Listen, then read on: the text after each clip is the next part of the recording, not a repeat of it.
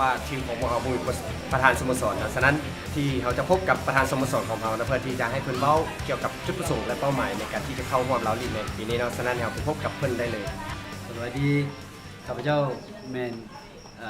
สื่อหนุพรพบประจันทร์เป็นประธานของสโมสรมาสเตอร์เซเว่นอันนี้เป็นครั้งแรกที่มาสเตอร์เซเว่นได้เข้าร่วมลาพรีเมียร์ลีกก็เป็นเกียรติสำหรับเราซึ่งเป็นครั้งแรกที่พวกเราได้เข้าลาพรีเมียร์ลีกเพราะฉะนั้นจึงอยากจะฝากแฟนๆเนาะช่วยเชียร์กันแม้ว่าเขาจะเป็นทีมน้องใหม่เข้าสู่วงการแต่ว่านักเตะโบนใหม่เลยเนาะนักเตะกับนี่เป็นคนรุ่นที่มีประสบการณ์ทั้งนั้นเนาะเพราะฉะนั้นจึงอยากฝากแฟนๆได้เชียร์กันเป็นเป้าหมายของการเข้าร่วมลาพรีเมียร์ลีกครั้งนี้ก็เป็นการสร้างเรียกว่าเวทีอีกเวทีหนึ่งให้กับนักเตะแล้วก็เปิดโอกาสให้นักเตะของเรานั้นได้มีโอกาสได้เล่นในระดับนี้พอที่ผ่านมานั้นเขาก็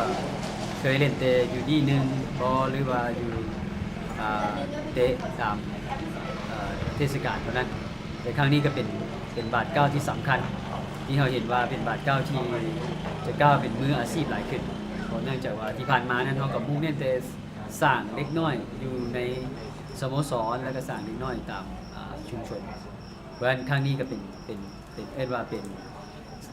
บาทเก้าที่สำคัญและแบบเก้าที่จำเป็นที่มาสเตอร์ต้องก้าวไปสู่จุดนั้นเพราะว่าเขาตั้งใจว่าจะไปถึงจุดนั้นอยู่แล้วแต่พอบุคิดว่าปีนี้ทางสะพานบันเตจะท่าสวนให้เขาได้เฮ็ดบิ๊กสเต็ปนี่เนาะหมายว่าไปบาทเก้าที่ใหญ่กว่าที่พวกเราเป็นเพราะฉะนั้นขอเสียมาสเตอร์เซเว่นกันแล้วกันเนาะการเข้ามาครั้งนี้ของเขาก็คาดหวังว่านอกจากว่าจะได้มีประสบการณ์แต่ก็คาดหวังว่าพวกเขาก็ยังจะเฮ็ดให้วงการบาสเกตเนี่ยมีความคึกคืนขึ้นเนาะมีเอิ้นว่ามีความมวลซื่นขึ้น